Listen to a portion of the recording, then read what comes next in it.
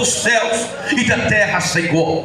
Ó Deus, nesse encerramento desta campanha, ó Deus, aonde o Senhor nos deu um tema, Pai, ó Deus, debaixo de jejum, debaixo de oração, ó Pai, e eu creio, ó Deus, desde já, Senhor, juntamente com a tua noiva, juntamente com a tua eleita, ó Deus, a nossa vitória, o nosso milagre, Deus amado, ó Deus querido, nesta noite, Pai, ó Deus, desde já também quero repreender na atmosfera espiritual, Senhor, ó Deus, toda barreira, todo empecilho, ó Deus, toda reza, toda oração contrária, toda palavra de maldições, ó Deus, tudo aquilo, ó Pai, que Satanás, Senhor, tentar impedir a realizar, ó Pai, nesta noite, ó Pai, toma o teu filho, e que nesta noite, Pai, o Senhor, ó Deus da glória, venha falar conosco de maneira sobrenatural. Toma ele, Pai, toma a boca dele, toma a mente dele, toma o corpo dele, toma, meu Pai, nas mãos do Senhor, ó Pai, em nome de Jesus, ó Pai, levantamos o teu filho nas mãos do Senhor, para a honra, para a glória e exaltação do Senhor.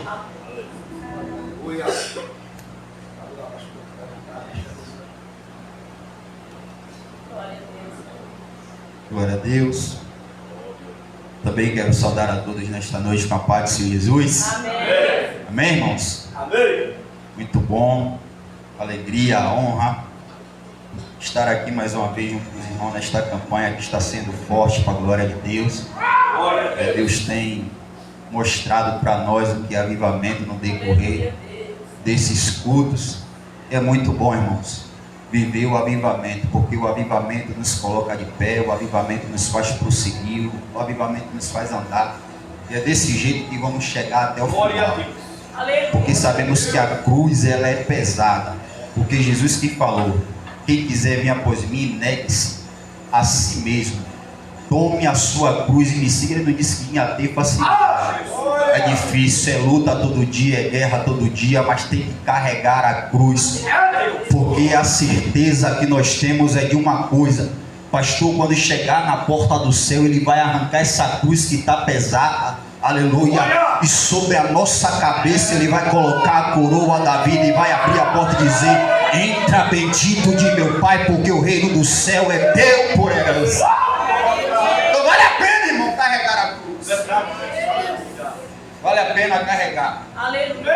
O pastor orou aqui, e realmente no reino espiritual é uma batalha terrível, porque a gente sabe que quando a igreja se levanta, o inferno também se levanta contra. Mas a gente conhece o nosso Deus e sabe que maior não é quem faz, maior é quem desfaz. E o nosso Deus está desfazendo toda a obra ao contrário aqui nesta noite. Daniel, ele orou. Durante 21 dias ele estava orando por uma causa, e ele não obteve resposta. E diante ao rio Quebar ele estava ali orando, e o anjo vai aparecer para ele. E a mensagem do anjo foi essa: desde o primeiro dia da tua oração o céu ouviu. Desde o primeiro dia que essa igreja começou a orar, o céu está ouvindo. Desde o primeiro dia de campanha, desde o primeiro dia que você começou a dobrar o teu joelho, o céu está ouvindo. E a mensagem para Daniel foi essa: a potestade até parou hoje, porque hoje foi de mensagem, mas eu estou mandando na frente anjo de guerra com espada flamejante, e não há potestade do inferno que vai ficar no caminho. E a gente vai sair daqui nesse último dia de posse de vitória. Amém? Amém. Vamos lá para o livro de Atos dos Apóstolos, capítulo de número 28. O tema desta campanha está lá em Abacuque 3:2.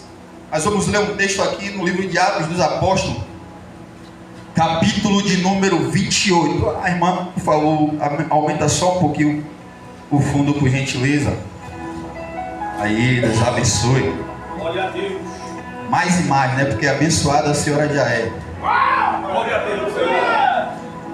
Glória a Deus. Livro de Atos dos Apóstolos, capítulo de número 28. Meu Deus! Bendito seja o nome do Senhor Jesus Cristo. Aleluia. A graça, a unção de Deus, ela é real neste lugar. A presença de Deus é maravilhosa neste ambiente. A minha carne treme, o meu corpo treme, temor e tremor na presença do Senhor. Porque Deus está neste lugar. Quem encontrou, diga eu. Quem está esperando, diga me. Quem está procurando, diga me espere. Então vamos ler, né? Tem ninguém? Vamos lá. Livro de Atos dos Apóstolos, capítulo de número 28, está escrito dessa forma: e eles, tendo escapado, souberam que a ilha se chamava Malta. Se chamava como? Malta. E o povo bárbaro usou conosco de não pouca gentileza, porque acendendo um fogo, acendendo o quê? Acendendo o quê?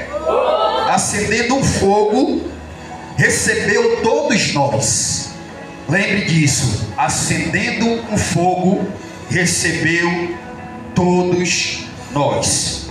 Por causa da chuva que caía, peço que vocês não esqueçam nenhum detalhe desse texto que nós estamos lendo. Por causa da chuva que caía, e por causa do por causa do frio. Oh, glória.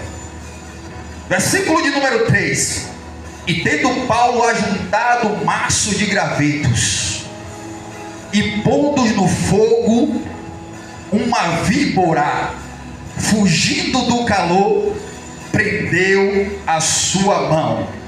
E tendo Paulo ajuntado um maço de gravetos, e pondo no fogo uma víbora, fugindo do calor, prendeu a sua mão. Neste instante peço que você sente dando glórias ao Senhor.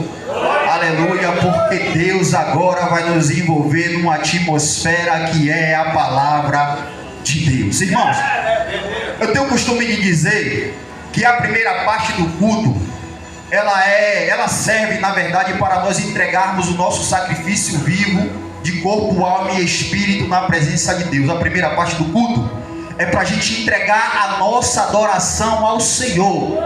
E a segunda parte do culto, que é a palavra na qual começamos neste instante, é a resposta de Deus em cima daquilo que você apresentou para Ele na primeira parte. Amém? Então, se a sua oferta foi igual a de Caim, que você nem ligou para dar a sua adoração aqui nesta noite, infelizmente você não vai sentir. Mas se a tua oferta foi igual a de Abel, que entregou o seu melhor para o Pai, se prepara, porque Deus vai fazer você voar na nave espiritual que é a sua palavra. Então vamos lá. O livro de Atos, no capítulo 28, ele torna-se um texto secundário, porque a primazia do texto dá-se início no capítulo de número 27. Eu estou dizendo para a igreja que essa história começa no capítulo de número 27. A gente lê o capítulo 28 porque é um texto secundário, é segmento da história do capítulo de número 27. E nessa história na qual nós lemos, o livro de Atos, que foi escrito pelo Dr. Lucas, esse que vivenciou algumas coisas, presenciou algumas coisas, mas também ouviu o comentário, por isso o nome do livro é Atitude dos Apóstolos, porque ele viu os Atos dos Apóstolos e agora ele começa a escrever. Ele também vai estar inserido nessa história.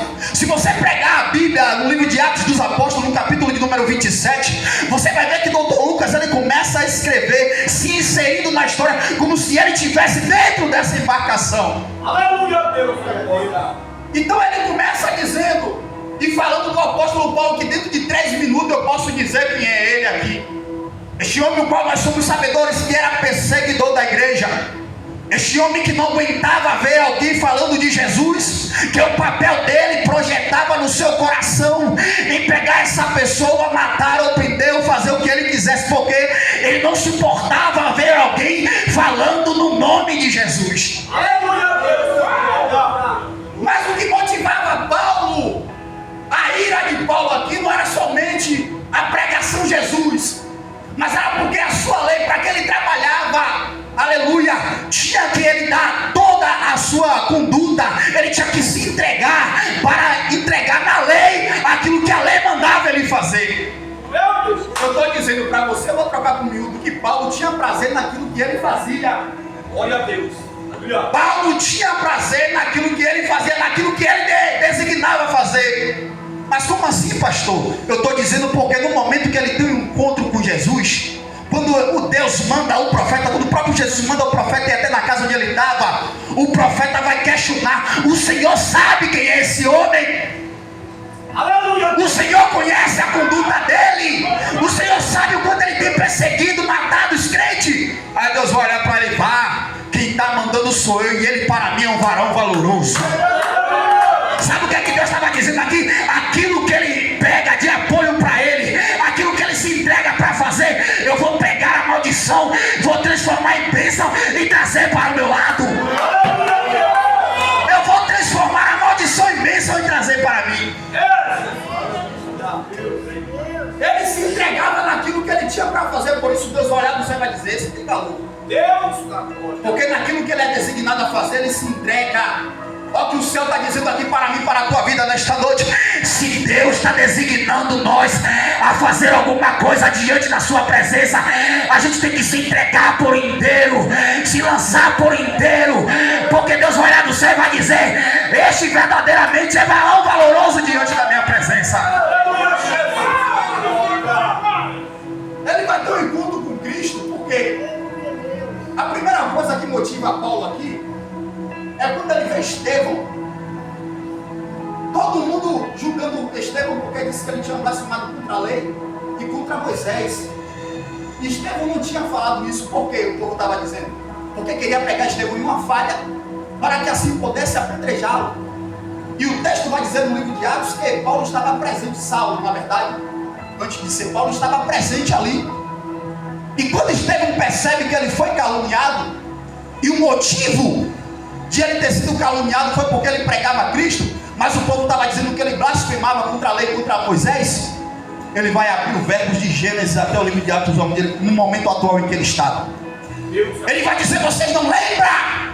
Quando Deus abriu o mar, quando tirou o povo do Egito, quando transformou Abraão em pai de nações, pai de multidões, Isaac e Jacó, como Deus foi fazendo tantas coisas, até aqui ele tem feito muita coisa, e ele vai continuar fazendo. E Saulo está olhando de longe e está dizendo: esse cara aí tem mais autoridade do que eu, esse cara aí tem mais ousadia do que eu, esse negócio tem que acabar, porque não tem que existir ninguém maior do que eu. Ele vai olhar para Estevão e vai dizer: eu preciso ser maior do que ele. Então quando Estevão é apedrejado, ele cai de joelho, olha para o céu e diz: Senhor, em tuas mãos eu entrego o meu espírito. A Bíblia diz que o céu se abre, Estevão cai ao chão, Saulo vai pegar cartas e ir em direção a Damasco. Aleluia. Ele cai em direção a Damasco a fim de pegar crente naquela seita de pregar Jesus, matar, prender, fazer o que ele quisesse. Só que, como eu disse, Jesus já estava olhando tudo. E no caminho de Damasco, a gente somos sabedores dessa história. Eu vou prolongar aqui porque eu quero entrar ainda aqui no que o céu de verdade quer apresentar para a igreja. No caminho de Damasco, louvado seja Deus, ele tem um encontro com Saulo, Jesus. E diz o texto que ele está cavalgando com as cartas na mão, para pegar os crentes, como eu disse, matar, prender, fazer o que ele quisesse. Só que no meio do caminho, ele tem um encontro com Jesus. Sabe por quê?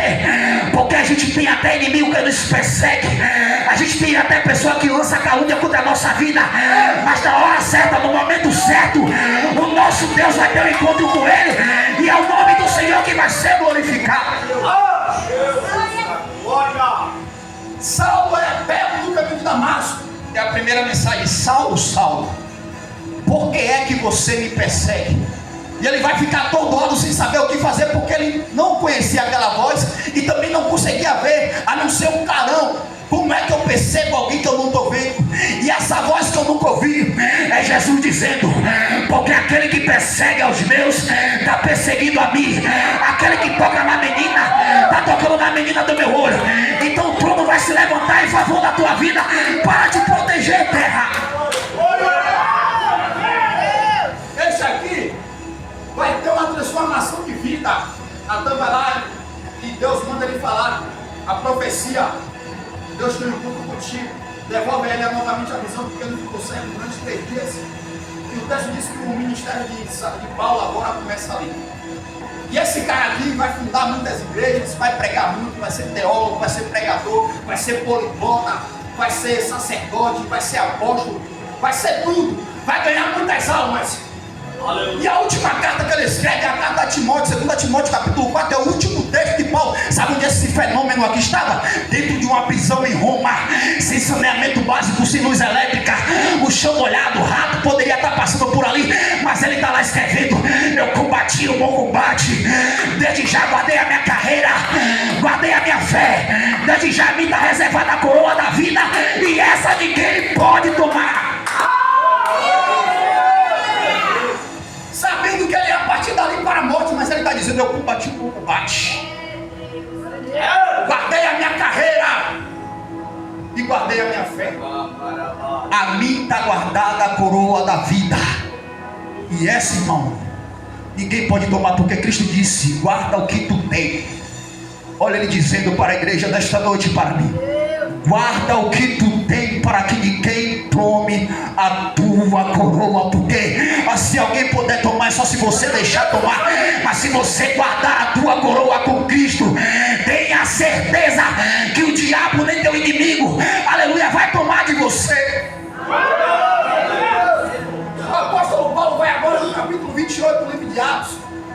Depois de tudo isso aqui que eu lhe falei, ele passa em Atos 16, 31, onde ele diz: crê no Senhor Jesus e será salvo tu e a tua casa. Um homem que estava lá guardando a cadeia. E ali acontece um fenômeno muito grande, porque ele tinha repreendido o espírito de adivinhação em uma mulher, e ele pregava Jesus. E a mulher vai olhar para ele e vai dizer: deixa aí, quem ele está falando é Jesus Cristo. Ele está pregando Jesus.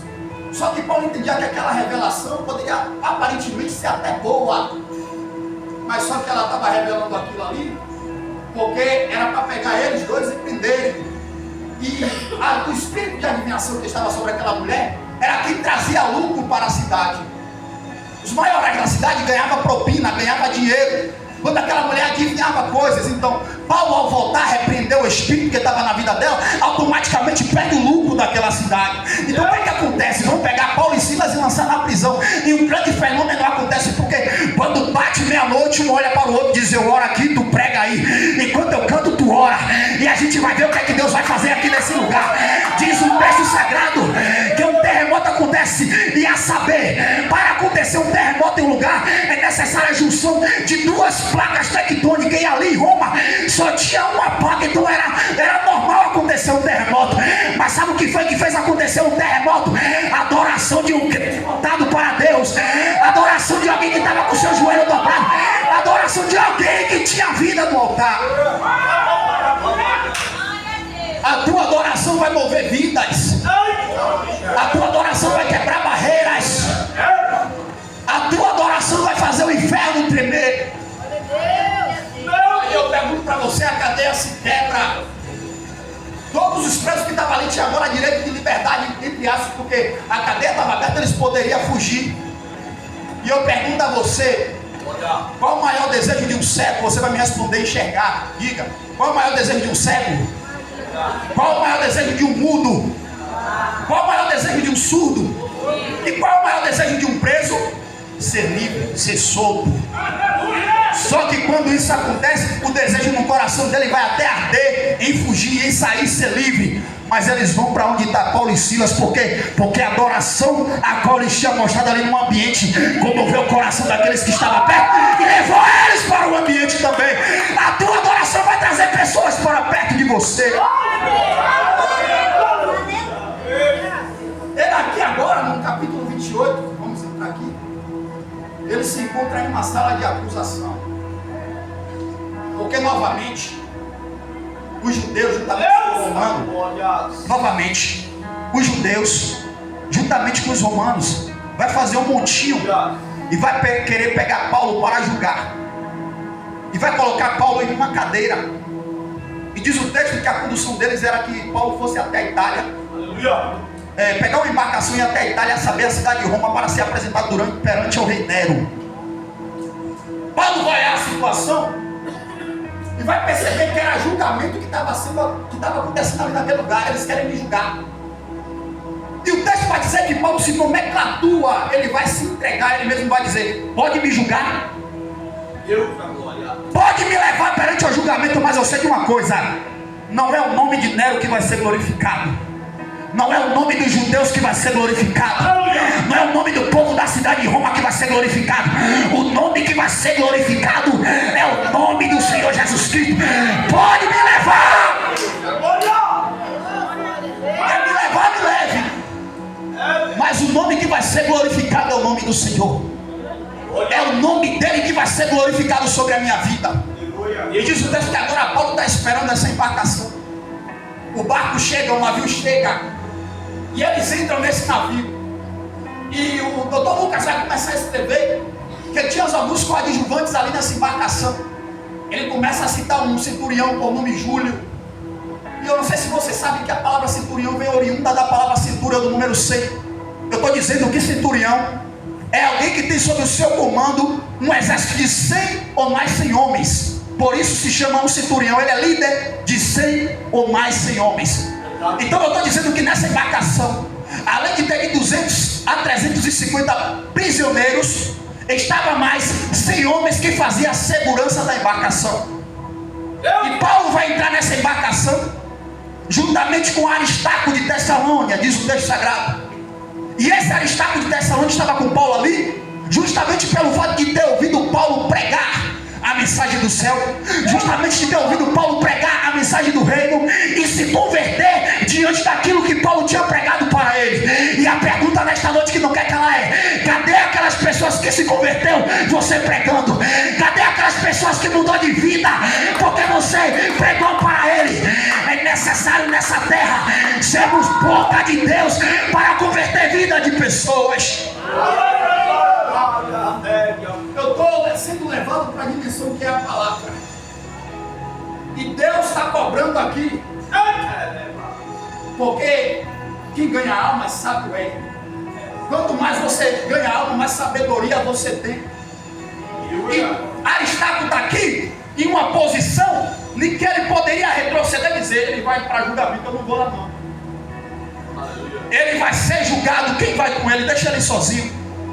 Mas para Aristarco, a presença de Deus que estava na vida de Paulo era maior do que qualquer condenação que viesse sobre a terra. Então ele disse: eu vou atrás de você porque você tem para me oferecer, eu vou junto com você porque você tem algo para me dar, e o que você tem para me dar é a presença de Deus, e é isso que eu quero para a minha vida. Outra pessoa que está aqui, que está escondida, é o piloto do navio, que não é relatado aqui no início. Só que quando eles entram no navio, diz o texto que o navio está partido e eles vão. E Júlio, o centurião, vai olhar para Paulo e vai ver que perceber que Paulo era alguém diferente dos outros prisioneiros que estavam ali. E quando chega em uma certa cidade que o navio para, ele olha para Paulo e autoriza Paulo a descer do navio para pegar provisões para a sua viagem. Sabe o que Deus está dizendo aqui com essa palavra? Que para onde eu te soprar, para onde eu te levar, estou eu dando providência, estou eu trazendo provisão para a tua caminhada, porque sem falta, aleluia, eu não vou deixar você faltar nada, eu estou provendo tudo para a tua vida. Ele via que Paulo era diferente, pode descer. Paulo desce, vai pegar provisões e vai voltar para o navio. Só que o texto diz que o vento começa a soprar forte demais. E Paulo vai se levantar na embarcação, porque Júlio vai dizer: senhores, vamos costear pelas margens da Panfilha e da Cilícia, porque são regiões montanhosas. A probabilidade de menos ventilação é evidente. Então se a gente navegar pelas margens da Panfilha e Cilícia, o vento não vai bater mais forte. Só que eu entendo que quando o vento é de Deus, quando o vento é do céu, não há montanha que possa parar, não há obstáculo que possa parar. Quando o céu entra em movimento, meu irmão, tudo é lançado por terra por causa da tua vida, rapaz. E o texto diz que a navegação continua. E Paulo vai dizer: percebendo que essa navegação está ficando um tanto perigosa. É necessário a gente voltar, ancorar o navio em Creta e esperar a tempestade passar. Quando a tempestade passar, a gente volta novamente pelo caminho, porque Paulo também sabia que ele tinha que se apresentar para glorificar o nome do Senhor. Só que Júlio vai olhar para Paulo e vai dizer: não vamos parar aqui e nem tampouco vamos ancorar o navio. Eu confio no piloto. Eu preciso que você entre comigo nessa mensagem. Paulo vai se levantar e dizer: volta. Júlio vai se levantar e dizer: eu confio no piloto. Júlio está dando mais crédito no piloto do que na boca do profeta que está sendo levantado dentro da embarcação. Júlio está dando mais crédito de quem está conduzindo o navio do que dá crédito na boca de quem está sendo levantado dentro do arraial para dizer: volta, é melhor voltar, porque esse não é o caminho. Pastor, tem muita gente que ouve a palavra volta, não é por aí, mas continua caminhando. Deus está dizendo: o caminho não é esse, olha. E eu aprendi orando nessa madrugada que nem toda volta é sinônimo de perda. Retroceder nem toda vez é sinal de vergonha. Muitas vezes voltar é olhar o que está errado aqui para poder continuar, para poder prosseguir, porque tem coisa que é necessário ser apagado da nossa vida para dar prosseguimento no Evangelho. Ancora esse navio. Ancora esse navio. Olha o que é que está errado para continuar a navegação, porque Júlio vai dar mais crédito ao piloto do que na voz que está sendo levantado. Só que quando chega em Mirra, eles trocam de embarcação, porque a embarcação estava perigosa, e vão pegar um navio que estava vindo de Adramentina, ou de Adramítio. E esse navio não era uma embarcação de passageiros, era um navio que transportava carga de cevado para a cidade de Mirra e para a cidade de Roma. Então eles entram nessa embarcação e vão, aleluia, até a cidade da Itália. Só que quando chega, aleluia, em um certo tempo da navegação, o texto diz que os ventos começam a soprar mais forte, e ao contrário, porque com Deus é assim. Está desobedecendo, vai soprar ao contrário, vai soprar mais forte.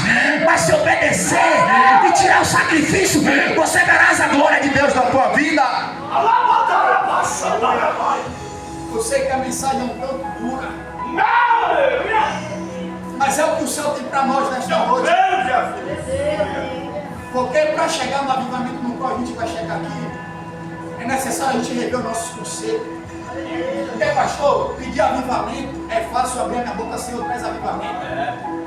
Mas qual é a minha atitude para esse avivamento chegar?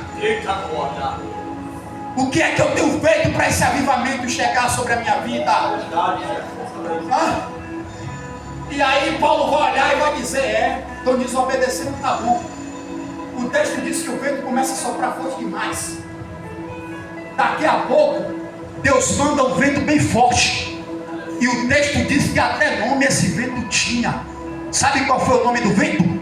Euroaquilão. O vento bateu, quebrou o mastro do navio.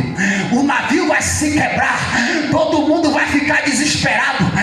Paulo vai se levantar dentro da embarcação e dizer: senhores, acalma todo mundo aí, porque nesta noite o anjo desceu sobre mim nessa madrugada e me avisou: o navio vai quebrar, o mastro vai quebrar, mas aqui dentro ninguém vai morrer. Mas sabe por que ninguém ia morrer? Por causa de alguém que estava com a vida no altar ali dentro do navio. Olha só a credibilidade que Deus tem sobre a tua vida. Por causa de você, tem muitos dos seus que ainda não desceu a sepultura. Por causa de você, tem muitos dos seus que o diabo ainda não ceifou a vida. Por quê? Porque o céu está olhando e está dizendo: por causa do meu servo, eu não vou tocar na vida desse aqui. E por causa da vida de Paulo, muita gente sobreviveu àquela embarcação. Deus está dizendo aqui: quando Paulo se levanta e diz aqui: ninguém vai morrer, Só que tem um porém. Todos os nossos atos, eu preciso que você compreenda isso aqui. Todos os nossos atos é seguido de consequência, seja os nossos atos bons ou seja os nossos atos ruins. Todos eles vai obter consequência, principalmente a desobediência. Porque quando eles desobedecem aqui, porque elas esperam ter voltado, ancorado na vida, esperar a tempestade passar, eles vão ser teimosos e a navegação vai quebrar. Paulo vai dizer que ninguém vai morrer porque o anjo revelou para mim. Só que a pergunta que não quer calar aqui: quem dos senhores aqui presente no navio sabe nadar? Porque não ouviu o que eu falei lá atrás?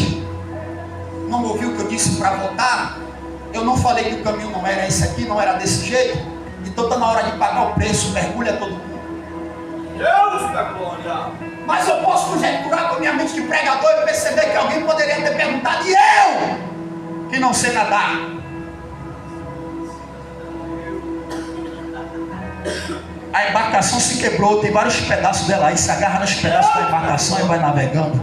E vai remando. O que você não pode é parar. O que você não pode é retroceder. A embarcação quebrou, pega nos pedaços e vai remando. Vai remando, vai remando, vai remando, mas chega no alvo que é Cristo.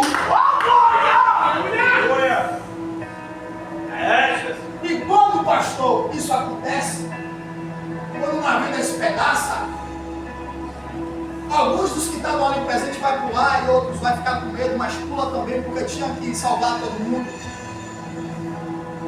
Vai começar a chover. Vai começar a chover. E pelo fato de começar a chover, e ele está dentro de uma água que possivelmente estava gelada por causa do horário, o frio começa a dar origem. E o texto do capítulo 28 vai dizer que quando ele chega no lugar, eles descobrem que o nome da ilha se chamava Malta. E quando eles chegam na ilha, um vai olhar para o outro, eu estou conjecturando aqui, e vai dizer: rapaz, a gente não morreu lá na embarcação, a gente não morreu afogado, mas a morte está aqui. A gente vai morrer de frio, a hipotermia vai nos pegar. A gente vai morrer de frio. A gente não morreu lá na embarcação, mas a gente vai morrer aqui de frio. Mas eu preciso que você fique muito antenado no que eu vou falar agora. Se o caso aqui é morrer de frio, é porque o frio mata. Sim ou não? O frio mata. Então, se o caso é morrer de frio e o frio mata, tem que acontecer alguma coisa ali para que isso não aconteça. E o texto diz que o bárbaro daquela ilha, os pessoal que morava lá, vai pegar uma fogueira e vai acender. Porque se o frio mata, o fogo gera vida. Se o frio mata, o fogo gera. Se o frio mata, o fogo gera. Se o frio mata, o fogo gera. É por isso que o diabo tem medo de você. Porque quando ele se bate com você, ele só se bate com fogo. Tá no café, tá no fogo. Tá no almoço, tá no fogo. Quer saber? O diabo tem medo, aleluia, de um crente quando ele se bate na labareda de fogo e ele cai por terra. O frio mata, mas o fogo gera vida. Então, se o problema aqui é morrer de frio, bora acender o fogo. Se o problema aqui é a frieza, bora acender o fogo aqui neste lugar. Vamos acender a fogueira. E quando acende a fogueira, o texto vai dizer que Paulo decide ajudar. Decide o quê? Paulo decide ajudar. E Paulo vai pegar gravetos, pastor Daniel, e vai colocar na fogueira. Mas o texto diz que quando Paulo pega o graveto para colocar na fogueira, uma víbora, fugindo do calor, morde a mão do apóstolo. Porque ele decidiu ajudar. Quando você veio dado para casa para cá, você viu várias árvores frondosas, cheias de folha. Mas você não deu ligança para o graveto que estava no chão, porque é normal, ninguém dá ideia para um graveto. Porque ele estava num galho de uma árvore, ele é um galho, o vento bateu, soprou, ele caiu, virou um graveto. E ninguém deu ideia para ele. Mas você não sabe a serventia que tem um graveto dentro de uma fogueira. Tem muita gente que não dá crédito para mim e para você, porque nós somos graveto. Mas tem muita gente também que não sabe a serventia que nós temos aqui dentro para manter essa fogueira acesa. Sabe por que o avivamento está chegando aqui? Sabe por que esses 3 dias de campanha foi cheio do avivamento? Porque você, graveto, decidiu vir acender essa fogueira. Tem muita gente que não dá crédito. Você pode não louvar, não pregar, mas você é peça fundamental para acender a fogueira. Com teu glória, com teu aleluia, com teu louvado seja, com a tua mão para o alto, glorificando a Ele. Você é peça fundamental para manter essa fogueira acesa. Paulo só decide ajudar. Ele não quis se aparecer, ele só queria ajudar. Ele só mostrou para o que ele estava ali para trazer o avivamento. E o avivamento ali era o fogo, a presença de Deus mantendo aquilo que estava frio aquecido. Porque quer saber de uma coisa que está matando muito crente aqui neste século 21? É a frieza espiritual. Porque não consegue mais orar, não consegue mais buscar a Deus, não consegue mais interceder. Mas tem uma fogueira espiritual aqui acesa, que está de prontidão para você, e você faz parte dela. Então ninguém aqui vai sair debaixo de balde de água fria. Ninguém aqui vai sair debaixo de balde de água fria, porque o fogo santo já começou a ser aceso neste lugar. Pastor Daniel, me auxilia aqui, por gentileza. A fogueira está aqui. Vai ali naquele canto e pega o graveto. Pegou o graveto? Vem o apóstolo Paulo. Levanta a tua mão e joga na fogueira. Travou a mão dele aqui. Quando ela morde a mão de Paulo, os bárbaros que estavam naquela terra, se liga, os bárbaros que estavam naquela terra disse: ele não morreu na embarcação, ele não morreu de hipotermia, mas a víbora venenosa mordeu ele. Daqui a pouco ele vai cair, daqui a pouco ele vai à lona. E o texto diz que as horas se passam, os minutos se passam, e Paulo continua de pé. Sabe por quê? Porque o veneno da víbora pode até ter entrado na veia dele, mas dentro da veia dele corre o sangue do Cordeiro. E quem tem o sangue do Cordeiro, veneno de víbora não pode afetar. Os bárbaros vai morrer. Deus está dizendo: coitado de você, ele vai continuar de pé, porque o que corre nele é o sangue do Cordeiro. O que corre dentro dele é o sangue do Cordeiro. E nada nem ninguém vai fazer isso parar. Deus está aqui, olha. Porque você quer saber de uma coisa? Quando ele está dentro do barco, o propósito do diabo era que Paulo fosse julgado e fosse preso e antecipasse a sua morte. Aleluia. Mas chega um determinado tempo da embarcação, que quando os ventos começam a bater forte demais, o texto diz que o tripulante do navio vai descer a vela, o leme, e vai deixar o navio ir à deriva. Aleluia. Ou seja, o diabo até está tramando uma rota para você. O diabo está até querendo colocar caminho para você. Mas Deus está olhando do céu e está dizendo: quem coloca a rota sou eu. Quem faz a rota sou eu. O caminho dele quem traça sou eu. Sou eu quem coloco ele no caminho. O barco vai à deriva. Assim a minha e a tua vida na presença de Deus, a gente vai à deriva, porque é o Espírito Santo que nos conduz. A gente não sabe onde é que a gente vai chegar, mas a certeza é essa, que é Deus que está na direção da caminhada, e lá na frente tudo vai correr bem para a glória do nome do Senhor.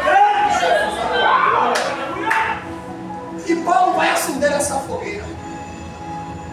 A víbora vai morder a mão dele, e ele vai trazer um avivamento, porque na mente de muitos ali: eu vou morrer. Mas começaram a se aquecer no fogo, E Paulo mostrando ali para todos que a presença de Deus é maior em qualquer ambiente. Que a presença de Deus é maior em qualquer lugar. Que a presença de Deus é maior na minha e na tua vida. E nada nem ninguém vai mudar isso aqui. Porque você quer saber de uma coisa? O diabo pode até tentar parar a minha a tua caminhada. Ele pode até se levantar, mas ele só tem dois papéis. O primeiro é de se levantar e o segundo é de cair por terra. Porque quem prevalece é o nome do Senhor sobre a vida.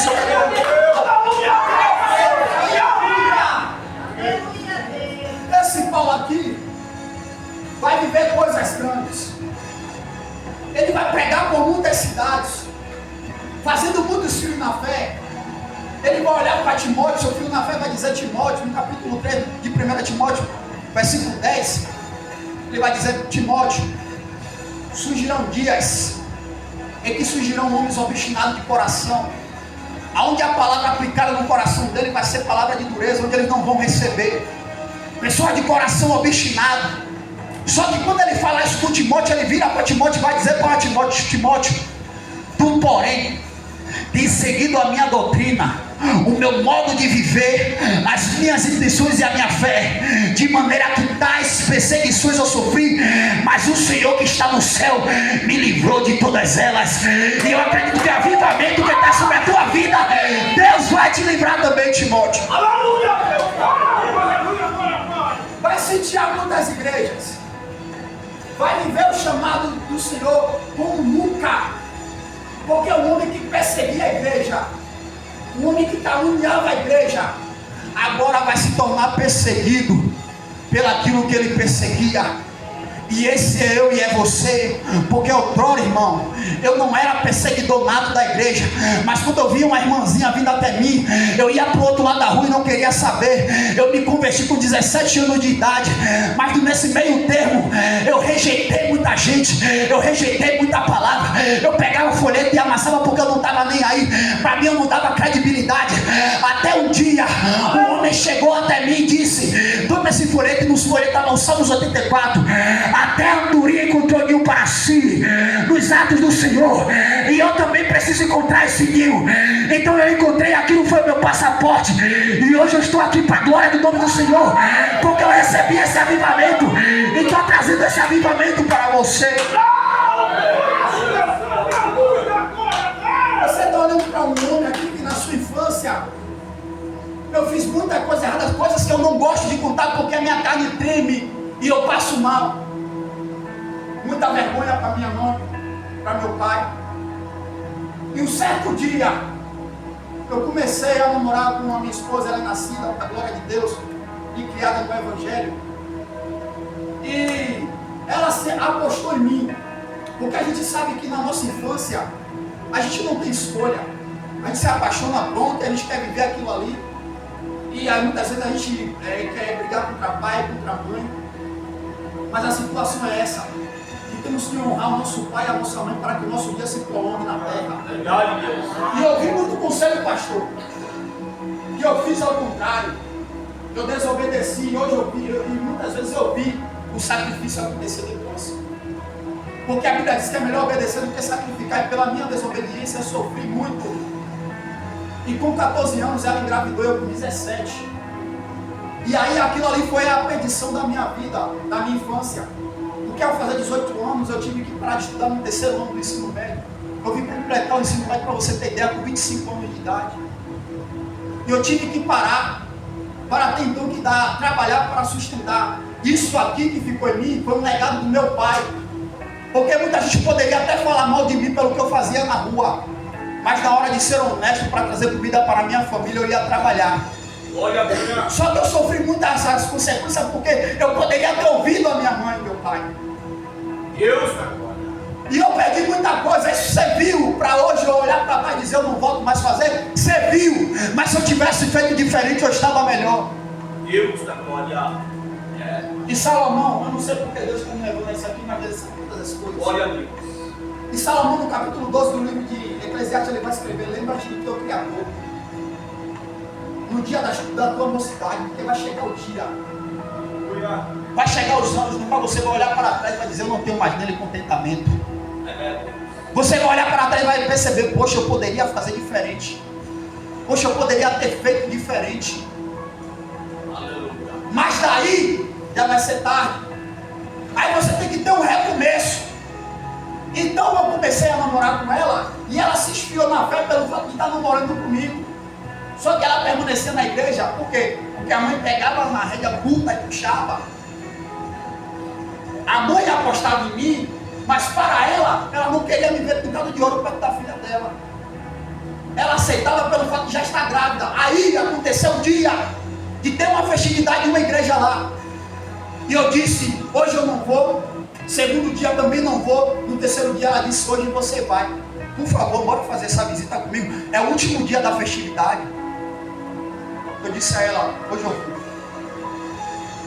Até hoje eu tenho uma foto aqui no meu celular até que eu me converti. Até hoje, com 17 anos, eu tenho 34. Até hoje eu tenho uma foto do dia que eu me converti. Estava com a camiseta preta e uma calça jeans. Daí eu estava no meio da igreja, o pregador estava pregando. E ele estava pregando na passagem de Daniel na cova dos leões. E ele começou a falar tantas coisas. E eu comecei a perceber que parecia que não tinha mais ninguém na igreja. E só estava eu, Deus e o pregador. Então o pregador vai perceber isso, porque o Espírito Santo vai revelar para ele acerca de mim. Porque a partir daquele momento eu comecei a me aquebrantar, sentado na cadeira. E Deus começa a trazer revelação para ele acerca da minha vida. E o pregador vai começar a falar coisas que só eu e Deus sabia que eu tinha feito. Daí ele vai olhar para mim e vai dizer: você quer saber que é Deus na tua vida? Levanta a tua mão direita para o céu. Eu levantei a minha mão direita, irmão. E ele disse: Deus está colocando algo na tua mão e agora fecha a tua mão. E eu fechei. Aí foi o que aconteceu. Ele disse: você não vai conseguir abrir a sua mão enquanto você não pisar dentro da sua casa. Pastor, eu tentava abrir a minha mão de toda forma, um ato que a gente faz constantemente, abrir e fechar nossa mão. E eu num pânico, querendo abrir a minha mão e não conseguia.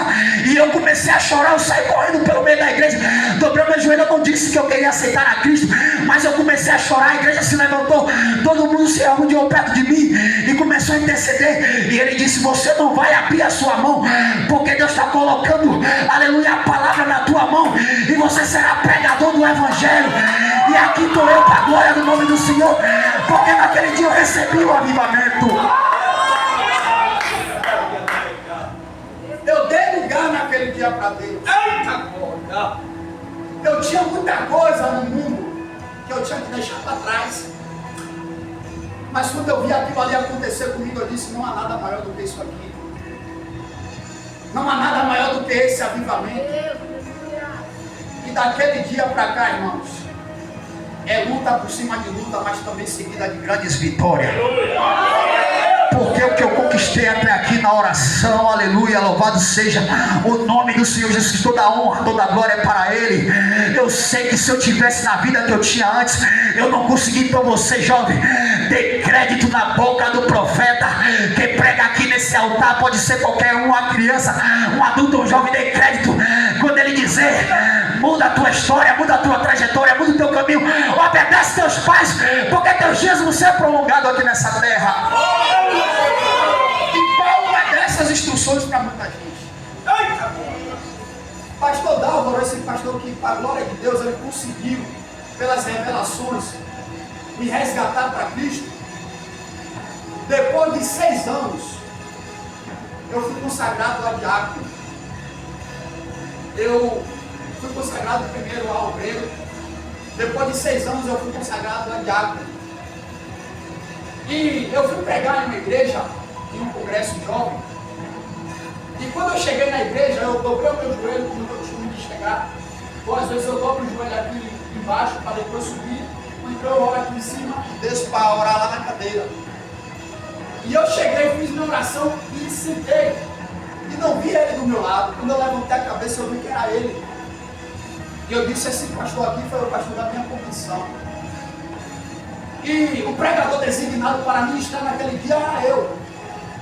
Então eu ministrei, eu preguei, depois eu virei para ele.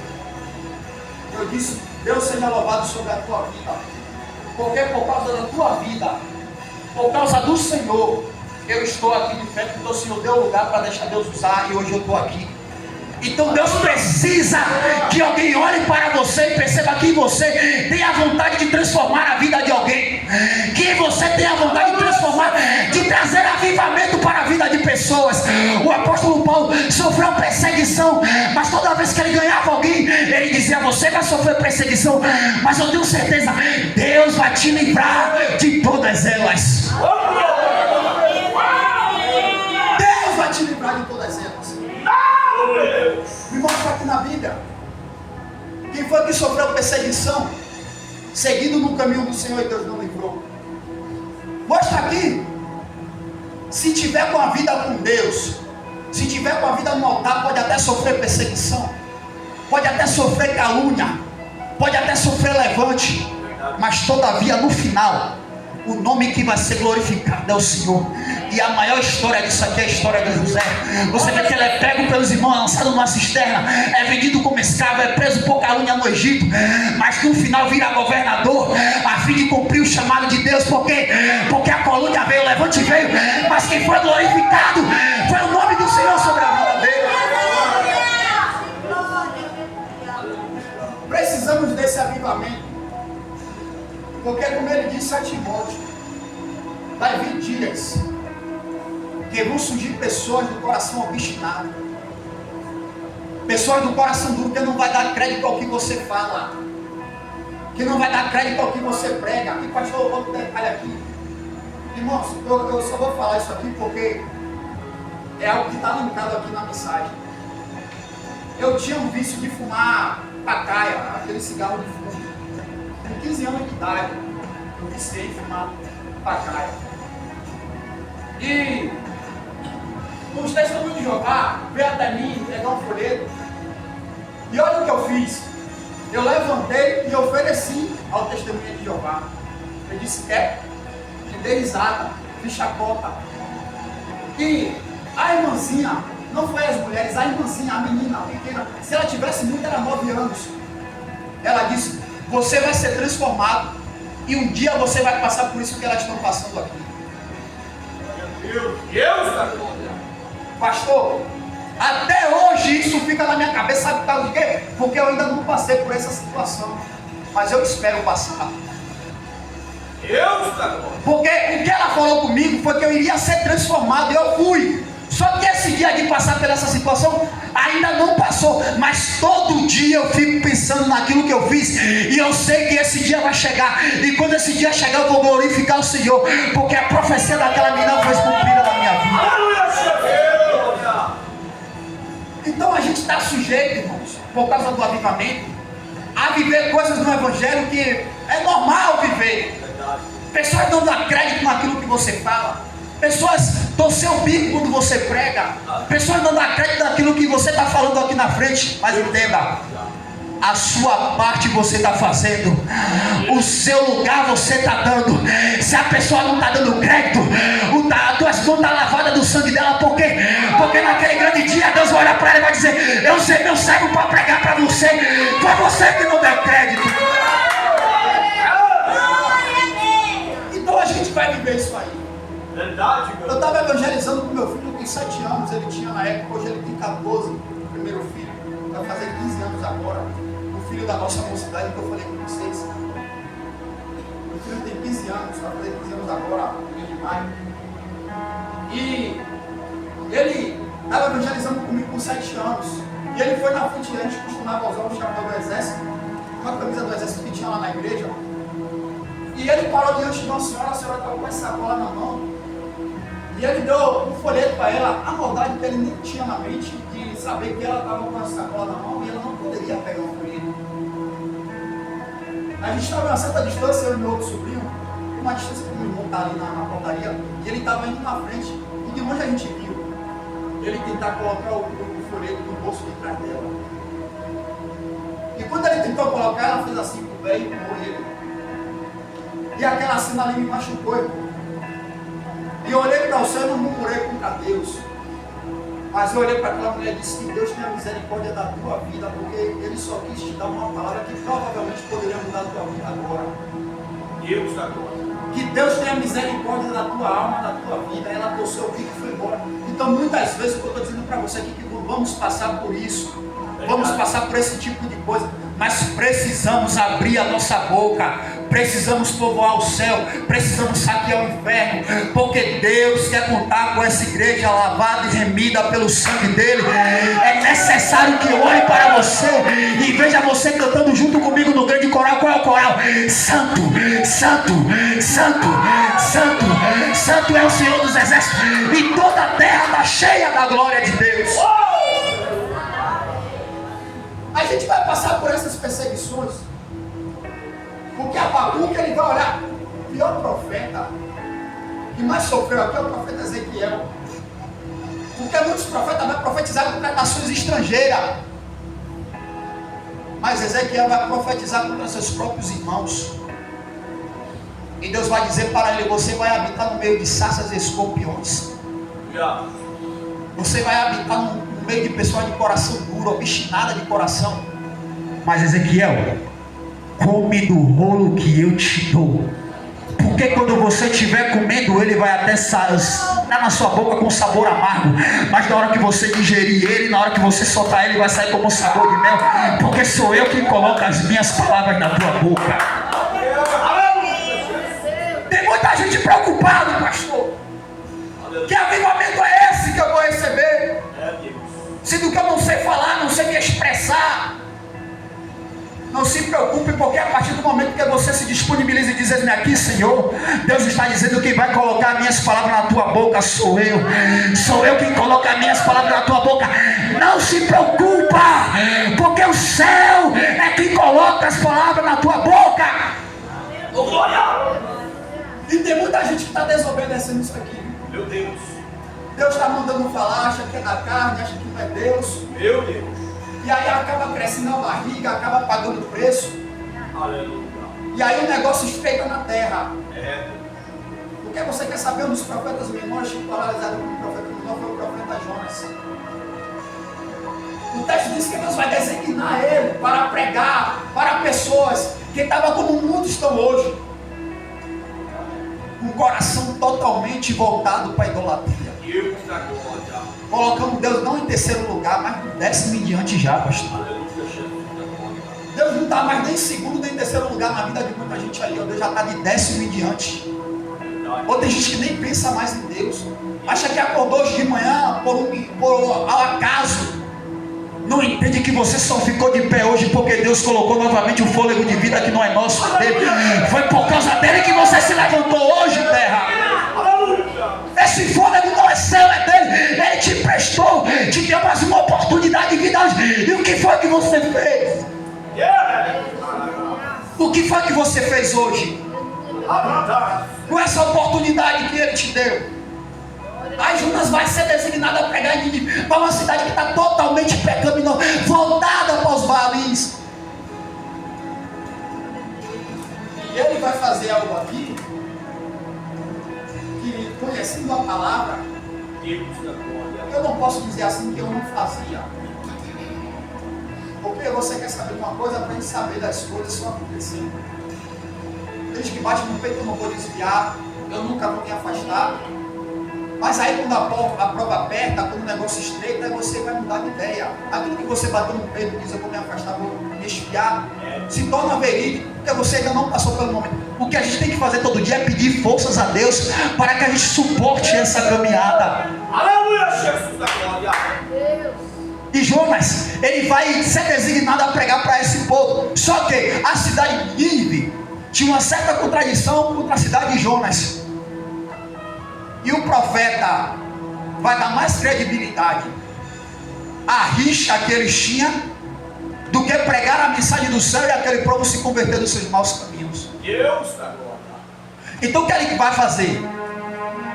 Ele vai descer até Jope, ele vai descer até a embarcação, pegar um navio que está indo para Jope e fugir da presença de Deus. Só que o salmista vai escrever: para onde eu vou? Se eu descer ao céu, se eu subir ao céu, lá está a tua mão. Se eu descer nas profundezas do mais profundo do mar, lá o Senhor está. Se eu me esconder lá dentro da caverna, lá está a tua mão. Então não tem como eu me esconder da presença de Deus. Se eu tentar me esconder, Ele vai lá me buscar onde eu estou, porque Ele está em todo lugar. Aleluia, Jesus. E diz o texto que ele vai fugir. E quando ele foge, Deus vai designar algo para a terra, e justamente como aconteceu aqui na embarcação de Paulo, uma tempestade tão grande, que ele vai olhar para os tripulantes e vai dizer: isso aqui está acontecendo por causa de mim. Porque ele vai revelar quem é o seu Deus, aonde era a sua cidade e o que ele estava fazendo ali. Ele disse: eu fugi da presença de Deus porque ele mandou pregar e eu fui. E por isso está vindo essa tempestade. Mas me lança na água e vocês vão ver o que vai acontecer. Quando lança o profeta na água, a tempestade cessa. Ou seja, enquanto você está desobediente, vai vir tempestade na tua vida. Mas quando você começar a obedecer, a tempestade vai cessar. Porque Deus é Deus que manda a tempestade, mas é Deus também que tira a tempestade. Ezequiel, quando Deus vai mandar ele até no vale de ossos secos, o texto diz que Deus coloca ele lá. O texto diz assim, ó: ele me colocou, me deixou no vale de ossos secos. E quando a gente coloca, leva alguém, tipo uma criança para a creche, a gente coloca a criança na creche, e o horário que a gente colocou ela lá foi o horário que a gente colocou, é óbvio. Mas vai ter um momento que a gente vai ter que ir lá buscar, tirar a criança de lá. E Deus vai colocar Ezequiel no vale de ossos secos para profetizar. Só que o vale de ossos secos não é para profeta. O vale de ossos secos é para profeta só profetizar e tirar o corpo fora. Porque Deus vai colocar você no vale para profetizar em prol da vida de alguém, em prol da tua vida, em prol da tua família, em alguma causa. Mas vai chegar o momento que o próprio Deus vai te tirar desse vale. Porque vale não é para você. Vale só é para testar o teu ministério e tirar você do vale novamente. Tem uma hora para colocar e tem uma hora para tirar. Deus não deixa ninguém na prova. A prova vem para testar o nosso ministério. Com Jesus foi assim no deserto, imagina com a gente. Então todo dia vai ter prova, todo dia vai ter teste. Mas o importante é sair aprovado de qualquer prova que o Senhor nos coloca. O importante é dizer para o Senhor: em meio a essa prova eu estou glorificando, em meio a essa luta eu estou te exaltando, em meio a essa peleja eu estou buscando avivamento, porque é por causa do avivamento que eu estou aqui. Ele vai, o texto diz que o peixe vai engolir ele e vai lançar justamente na cidade que ele deveria pregar. Aí para você entender um negócio aqui, a primeira embarcação que ele pega, que é um navio, ele vai comer, encher a barriga. A primeira embarcação que ele pega, que é um navio, ele vai dormir, descansar. Só que na segunda embarcação que ele pega, que é o peixe, ele vai ficar com fome. A segunda embarcação que ele pega, que é o peixe, ele vai ter sede, que ele não podia beber água do ventre do peixe. A segunda embarcação que ele pega, ele vai ficar acordado em vigilância, porque ele não podia dormir. Ou seja, se tivesse obedecido, não tinha passado pela prova. Mas como desobedeceu, teve que sofrer o sacrifício, mas foi soprado no mesmo lugar. Porque se você quiser desviar do caminho, pode até desviar, mas ele vai puxar, vai apertar e vai te trazer para o caminho novamente. Mas o problema é como ele traz. Como ele traz pode ter aperto, como ele traz pode ter prova, ter luta. E aí, o melhor agora, Timóteo, é obedecer e seguir a doutrina que Paulo ensinou, que o próprio Jesus passou para ele, trazendo avivamento para essa terra, ganhando almas para o Senhor. saqueando o inferno e povoando o céu, porque a gente sabe que a seara justamente ela é grande. Poucos são ceifeiros, mas não vamos ficar nisso aqui, irmão. A gente pode resgatar ceifeiros para essa seara, a gente pode resgatar pessoas para essa seara e fazer com que essa seara tenha produtividade, fazer com que essa seara seja povoada com a palavra que Deus tem colocado na nossa boca. Amém? Se coloca de pé por gentileza. Glória a Deus.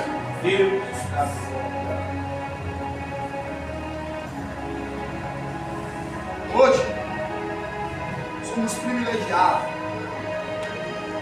porque tem muita gente que está no leito do hospital, sofrendo justamente.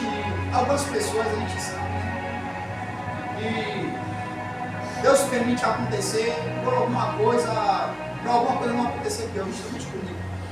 Eu trabalhava, é rapidinho aqui, eu te pedi para colocar aqui, eu não ia falar isso, mas é. Eu trabalhava em construção civil, e um dia eu cheguei na obra, eu tinha o costume de deixar a botina que eu calçava em pé, para pegar ela no outro dia e calçava. E eu só levava dentro da minha mochila a meia que eu calçava, porque eu tinha o costume de cada dia usar uma meia, e eu levava na mochila para trazer outra no outro dia e calçar a botina. Só que nesse meio tempo, quando eu cheguei no dia na empresa lá, quando eu cheguei na porta, eu fui entrando no carpinteiro, eu estava arrancando as tábuas da borda da laje. E eu não vi a tábua que estava com o prego para cima. E eu pisei nessa tábua, aí o prego entrou quase 3 centímetros no meu pé. E eu aí tirei a tábua do meu pé, só que eu não trabalhava de carteira assinada, era construção civil, mas eu trabalhava em produção. E eu tinha que trabalhar, porque se eu não trabalhasse, eu não ganhava a produção. Daí então o que eu fiz? Eu peguei a botina do pé esquerdo e calcei e amarrei um pano no ferimento e fiquei com a sandália trabalhando lá na bancada dobrando o ferro. Daí, olha o que aconteceu no final do dia. Eu tirei a botina, eu tinha costume de ir para o outro lado na hora do almoço, eu não ficava lá onde ficava a botina, eu ia para o outro lado, mas no final do dia eu ia tirar a botina e colocar ela no mesmo lugar. Quando eu tirei a botina do pé esquerdo, que eu encostei na botina do pé direito, a botina virou e um escorpião pequeno saiu de dentro da botina. Eu não sei se ele tinha entrado no decorrer do dia, não sei, isso aqui eu não vou afirmar para você. Mas quando eu estava indo para casa, no momento eu não percebi, mas quando eu peguei o coletivo para chegar até em casa, que eu sentei na poltrona do ônibus, eu vi imaginar, rapaz, eu furei meu pé no prego. Para não calçar a botina. Deus é tremendo. Quem entendeu aqui? Glória a Deus. Eu furei meu pé no prego para não calçar a botina. Ou seja, veio um mal sobre a minha vida para que não acontecesse um pior. Então muitas vezes na nossa vida vai acontecer algum mal por permissão de Deus, para que lá na frente não ocorra algo pior com nossa vida. Sabe o que é isso aqui? Cuidado de Deus com nossas vidas. Então eu comecei a chorar e ninguém entendia, calado, mas glorificando ao Senhor por causa do livramento. E Judas poderia se livrar disso aqui, mas ele não quis se livrar. E hoje nós somos privilegiados, irmão, porque nós temos a regalia de pregar para muita gente, chegar na esquina e falar para um mendigo, chegar na boca de fumo e pregar para os drogados. Hoje a gente tem essa regalia, porque quer saber de uma coisa? Eu tenho mais prazer muitas vezes de entrar em uma boca de fumo para pregar do que em certas esquinas para pessoas que estão cheias de ego, dizendo eu tenho Jesus e não tem, sendo que nunca confessou. Porque pelo menos eles param para escutar, e a palavra é semente. O apóstolo Paulo vai dizer quem é Paulo, quem é Apolo, senão ministros semeadores da seara. Paulo plantou e Apolo regou, mas quem dá o crescimento é Deus. Abre a tua boca e prega, porque o crescimento quem vai dar é o Senhor.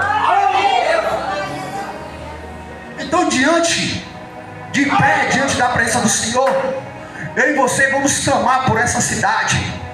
Eu e você vamos clamar por um avivamento sobre essa terra. E eu acredito que onde as ondas sonoras desse microfone for, aleluia, pessoas vão ser tocadas com avivamento, aleluia, que é a palavra de Deus. Só que eu quero uma coisa, eu não quero orar sozinho.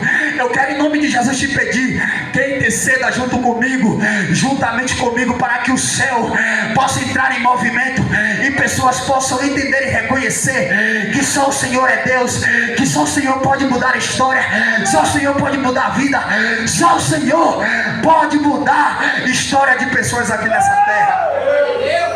Soberano Deus, Tu és o nosso socorro bem presente na hora da angústia. Pelo que eu não temerei, ainda que a terra se mude, ainda que os montes se transportem para o meio dos mares, ao rio cujas correntes alegram a cidade de Deus, o santuário da morada do Altíssimo.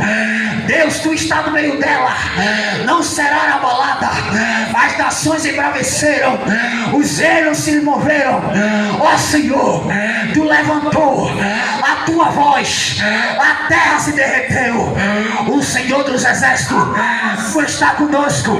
Ó Deus de Jacó, Tu és o nosso refúgio. Vinde e contemplai as obras do Senhor, e que desolações Tu tem feito na terra. Faz cessar a guerra até o fim da terra. Quebra o arco, corta a lança, queima os carros no fogo. Deus, aquieta o nosso coração, para que podemos atender e reconhecer que só o Senhor é Deus, e que o Senhor virá sobre a terra. O Senhor dos exércitos está conosco. O Deus de Jacó é o nosso refúgio. Pai, eu quero Te apresentar essas esquinas, Senhor. Eu quero Te apresentar essas encruzilhadas. Eu quero Te apresentar as mata-virgens. Eu quero Te apresentar nesse momento as cachoeiras, Pai, porque eles podem até começar, Pai, a tocar o atabaque, acender a vela, a matar, a tirar sangue, mas quando ele começa, Senhor da glória, não vai terminar, porque nesta noite, nesse último dia de campanha, nesse tema de avivamento, nesse culto da família, a igreja lavada e remida pelo sangue do Cordeiro está em oração dizendo: está quebrado, está queimado, está destruído, já foi por terra, em nome de Jesus. Deus vai quebrando, vai destruindo todo o mal. Pai, vai visitando aí, Senhor da glória, porque o poder está sobre Tuas mãos, o poder está contigo, Senhor. Vai quebrando, Jesus, vai quebrando, Jesus, vai quebrando, Jesus. Quebra, quebra, quebra em nome de Jesus. Deus, eis aí a Tua igreja que ora, porque a Tua palavra diz que Pedro estava preso na prisão de Roma, só que a igreja estava reunida em oração, e quando a igreja estava orando, o anjo desceu para dar livramento. Nesta noite a igreja ora, e tem anjo descendo para dar livramento nas esquinas, tem anjo descendo para trazer avivamento nas encruzilhadas, está quebrando toda a obra de bruxaria, macumbaria, feitiçaria, e trazendo avivamento do Espírito Santo, porque onde o Senhor está, o mal não prevalece. Onde o Senhor está, Senhor, todo o mal tem que ser lançado por terra. A igreja ora, a igreja ora. Igreja é avivamento, igreja. Só tem avivamento se tiver oração, só tem avivamento se tiver súplica. Deus da glória, Deus é Deus, Espírito Santo trabalhando a Deus nesta noite. Amarra o valente, amarra o valente, Senhor. A Tua palavra diz no livro de Lucas, capítulo 11, aleluia, que quando o valente guarda armada a sua casa, em segurança está tudo que se tem. E a nossa arma nesta noite é a oração, Senhor. Estamos guardando a nossa casa, ela está sendo brindada com o sangue do Cordeiro, porque o espírito da morte pode até querer entrar, Pai, mas vai bater de frente com o Teu espírito e não vai conseguir entrar, porque a nossa casa está marcada pelo sangue do Cordeiro, e o mal não vai prevalecer contra a nossa vida. Então Deus, quebra esse mal em nome do Pai, em nome do Filho, em nome do Espírito Santo, e traz avivamento. A embarcação pode até ir a pique, a embarcação pode até ir a lona, Senhor da glória, mas ainda a gente tem força para remar e chegar até a ilha de Malta, e lá o nome do Senhor ser glorificado. Então que nesta noite essa palavra, Senhor, venha fazer morada no coração dos Teus filhos, e que Teus filhos, Senhor da glória, venha absorver e colocar em prática tudo para a glória do Teu nome, em nome de Jesus, amém, e graças a Deus. Glória a Deus, glória a Deus, glória a Deus. Quem entendeu a palavra do seu dia, glória a Deus. Deus é bom, Deus é fiel. Fica com esta palavra gravada no seu coração, porque Deus falou conosco aos 3 dias desta campanha. Amém? Amanhã não tem nada de atividade. Terça-feira venha adorar o Senhor. Quarta, ensaio das irmãs. Quinta, culto de libertação. E sábado, culto e domingo. Amém? Faça assim com as tuas mãos, que o grande amor de Deus, as doces consolações e comunhão do Espírito Santo esteja com todo o povo de Deus, não só hoje, mas para todos sempre. A igreja dizem: amém. Se Deus é por nós, operando Deus, está terminado em nome de Jesus.